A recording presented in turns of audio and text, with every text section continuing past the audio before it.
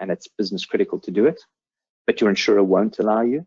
But the other, which we've observed, is that businesses actually don't want to pay a ransom and rather want to recover using backups and by restoring systems, but that the insurer deems it more expedient to rather pay a ransom, which may not be in line with your own kind of moral and ethical policies. So those are two things in particular that we're encouraging people to look at under the heading cyber insurance. So folks, I'm just about done. If you could bear with me for just a few more minutes, I only have 2 more points to make. The one is that, as I said, the paper is available on our website. There's also a very detailed analysis of the threat landscape vis-a-vis healthcare at this time, which was produced by our epidemiology lab and is available for download, as well as a simple infographic that you may use when talking to your stakeholders and just summarizes some of this thinking. We will also be publishing a video of this presentation if you want to share it around, or if you want to add comments, and we'll be sharing out PDF versions of the slides. If you want anything else from the slide deck, if you have any other questions, you have issues accessing any of these resources, please reach out and let us know. And then finally, if I may, I want to just take a minute to just reflect on a lesson that I think many of us, we all can learn from this crisis as IT security practitioners.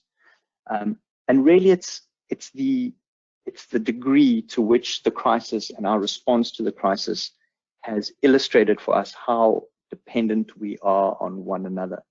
It really struck me in dealing with the pandemic that no country, no individual, no business can deal with this on their own. We're all dependent on each other's appropriate behavior, each other's hygiene, each other's discipline to deal with this pandemic collectively. And that is something that we at the Research Center have always believed to be true for security also. We cannot afford to think of cybersecurity as a problem that we solve for ourselves. We cannot afford to think about only our own risk profile, only the impact of a successful breach on our bottom line, only the penalties and the cost of fines we might incur if we're compromised. We live in a highly interconnected, interdependent world, and IT is highly interconnected and interdependent. And so we're hoping what people will take away from this. Apologies, I appear to have lost my slides there for a moment, but what we're hoping people would take away from this is just a lesson of a lesson about how what we do impacts others and how important it is that we think about security holistically. So folks, thank you very much for bearing with us. Thank you for your time today. That's Charl, I think we want to go to a few questions, Charl. Sorry, just right. While we've got a little bit of time left, shall we do that? Yes, of course. So there's been a few questions. So I'll start with one question for, I guess, Nara. I think you're probably still on mute. It's probably a question for yourself, and Charl, maybe you can weigh in on that. And the question is basically, is a CERT or anyone else maintaining a list of malicious COVID-related domains, which can be then fed into resolvers to block those domains? So it's really, what is it that OCD is doing to help our customers in dealing with these malicious COVID-related domains? So Laurent, maybe start off with you, and then Charl, you want to jump in? Yes, hello everyone, Laurent speaking.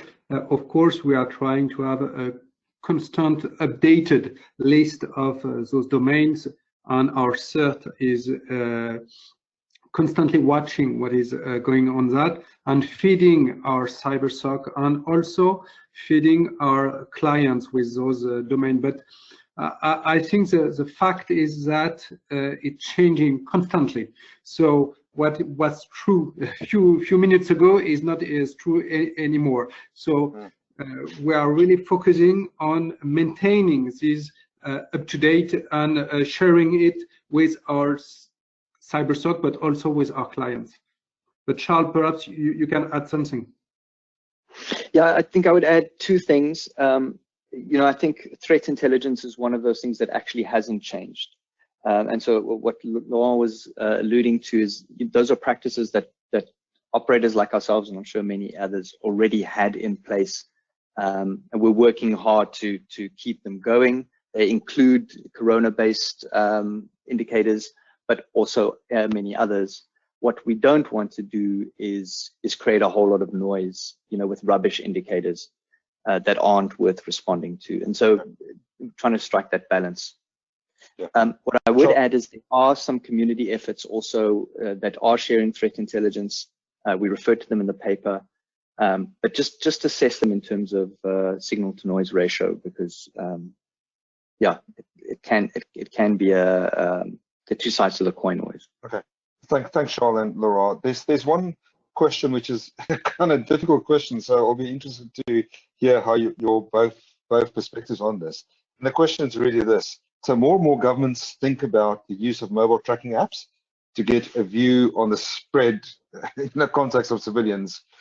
What would your advice be, given the fact that mobiles seem to be quite vulnerable? It's almost a political question, that. So Laurent, maybe again your personal view on this, and then Charl, your personal view on using mobile tracking apps.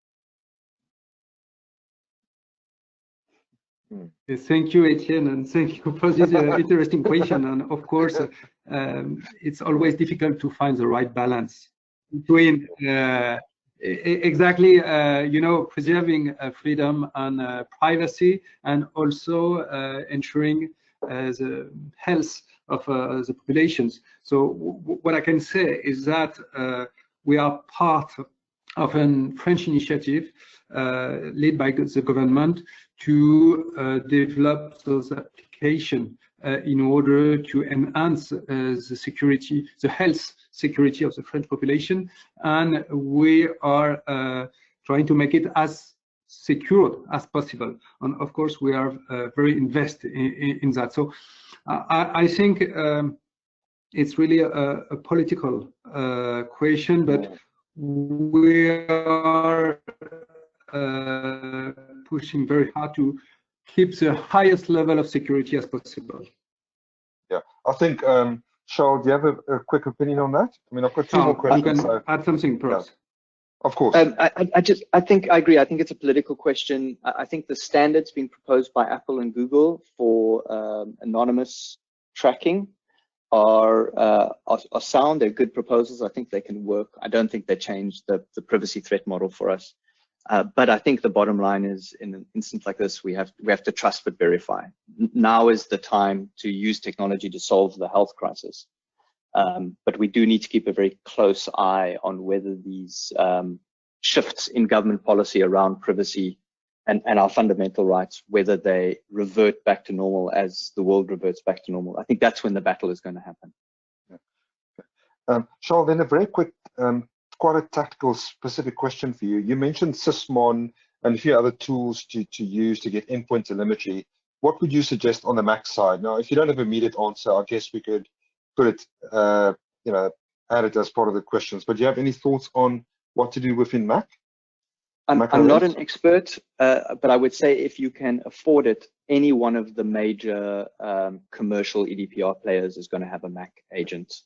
And I think they're all more or less the same. We have a strong view on Cyber Reason. We really like Palo Alto Traps, and we really like Sentinel-1. I think those are all good options. Otherwise, if you're trying to look for something open source, there's a tool called OS Query, which is like Sysmon for Mac and has similar capabilities. Okay, great. Okay, so I've got one last question, and then that's it. I think we should call it. We're 4 minutes over. So one of the things that certainly we have seen as part of the COVID lockdown is that a lot of people have been starting to use cloud services. So both Laurent and Charl, what's your view on how people should think about this now that a lot of people are using cloud services, perhaps using quite a lot of shadow IT, and how the threat and risk model changes because of that?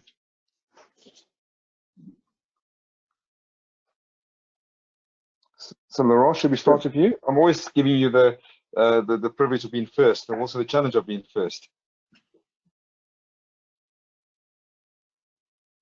I would say that thanks to this crisis,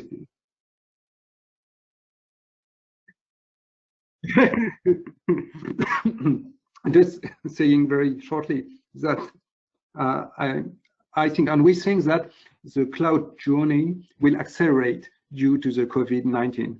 And thanks to that, we have to change our security policies in order to enhance our visibility, enhance our control and authentication. As Charl mentioned during his brief, authentication will be one of the key points to address in the coming months due to this acceleration of the cloud journey.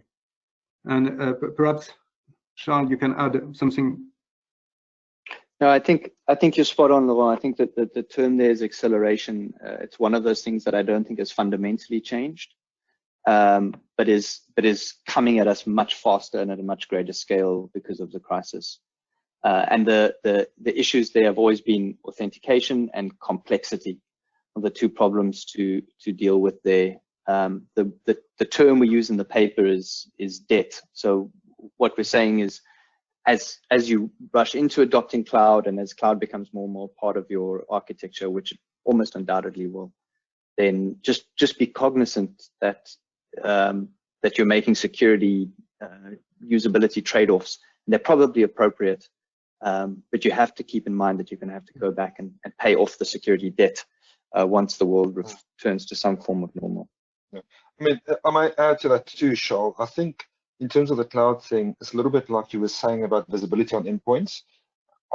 In my experience, a lot of people don't have a lot of visibility for cloud applications, or at least not the same level of visibility. So I think for a lot of people, this will be a wake-up call to think of their IT not just as data center centric, but also endpoint centric and cloud centric, and to think what that means from a threat model, which I think will be new for a lot of people.